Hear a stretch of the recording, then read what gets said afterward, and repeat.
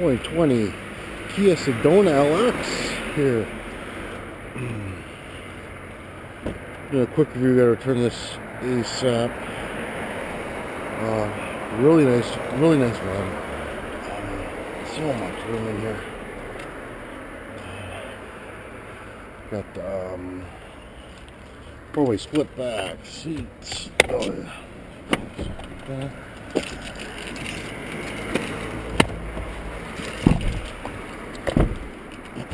Full back, of course. It's not going to do it when I want to do it, but that's okay.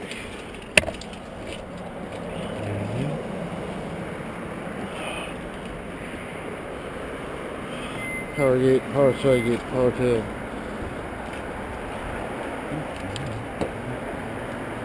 A little too much room here.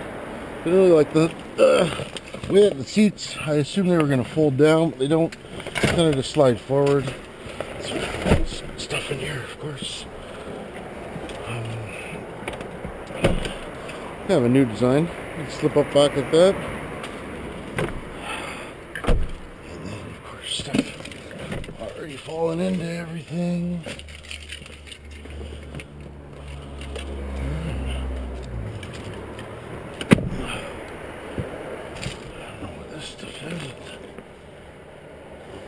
Oil. I thought something was leaking from the bags already, but it wouldn't fail.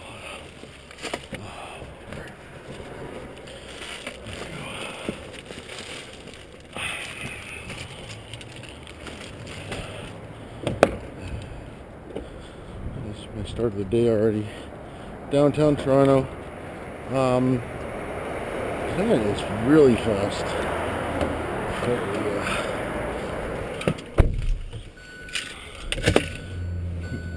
Entry-level for an entry-level minivan, this thing is quite nimble.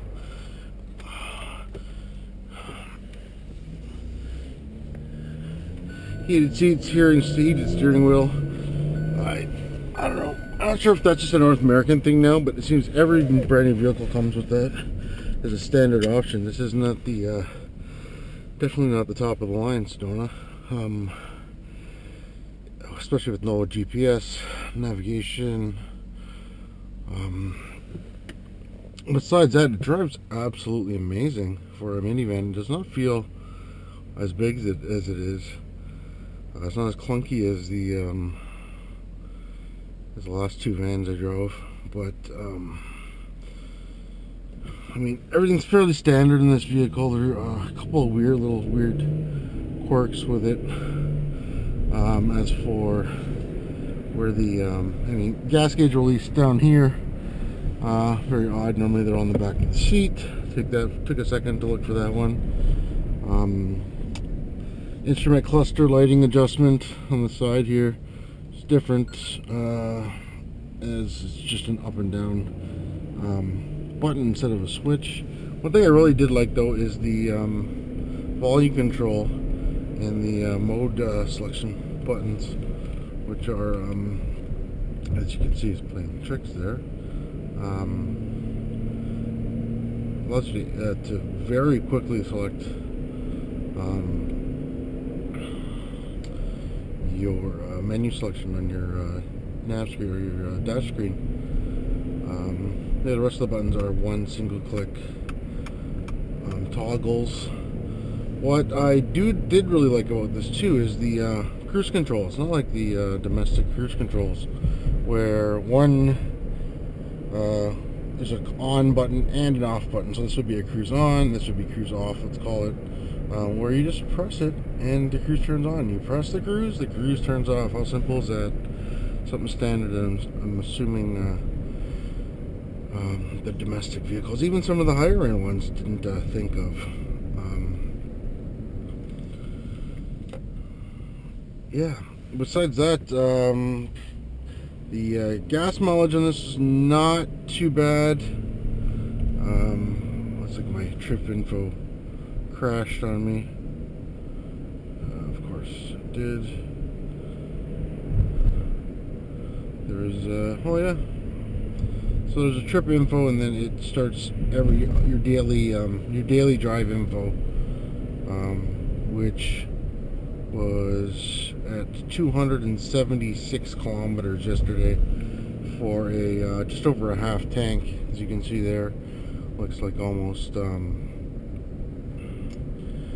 gonna call it 5/8 of a tank almost. Gas consumption is not too bad. It was a little heavy on the pedal going through on the highway. Yeah, unfortunately, it didn't reset itself over the whole day. Yesterday, I've only had the truck for a whole day, or only a day, so I wasn't able to go through a full tank of gas, but I can pretty much get through, assume I can get through a whole tank in about $45, $50. I'm going to find out once I fill it up at the station. Beautiful rear view camera with turn assist in the rear view, instead of just showing you some lines. The vehicle does not have auto start or auto stop. Save you some fuel. Doesn't have lane assist. Doesn't have collision control. No drive assist.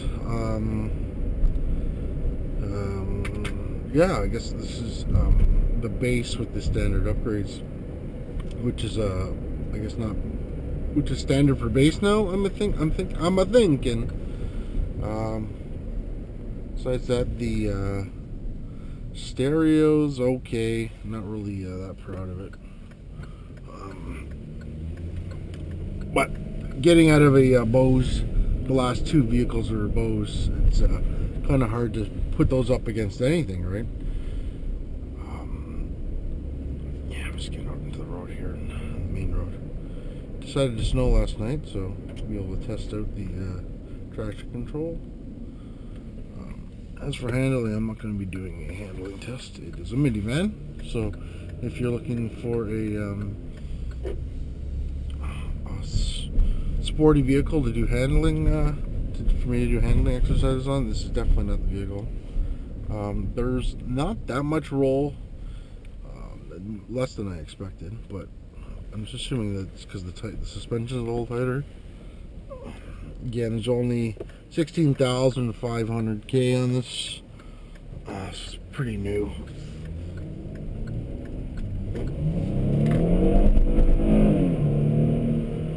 Yeah, the vehicle just burns tires. It's pretty fast. It sounds a lot faster than it is, but it could be a insulation issue with the firewall. I don't know.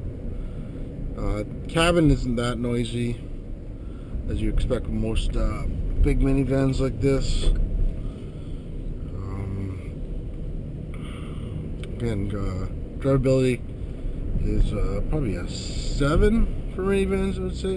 It's a little nicer than the Caravan, and about on par with the Honda, for a lot less. I mean, I think this van is, the base is at least half the price of the Odyssey, and probably a third, or maybe a third of the price of the new Sienna. But all those both the Honda and the Toyota are their bases are a lot better than this, just to start with. I know the higher end ones go for almost $80,000 now. So anyway, I think that's about it. Signing off. If I figure anything else out about this vehicle, I'll throw some info up here somewhere or down here. I don't know what the heck I'm doing yet. We'll go from there. See you later. Bye.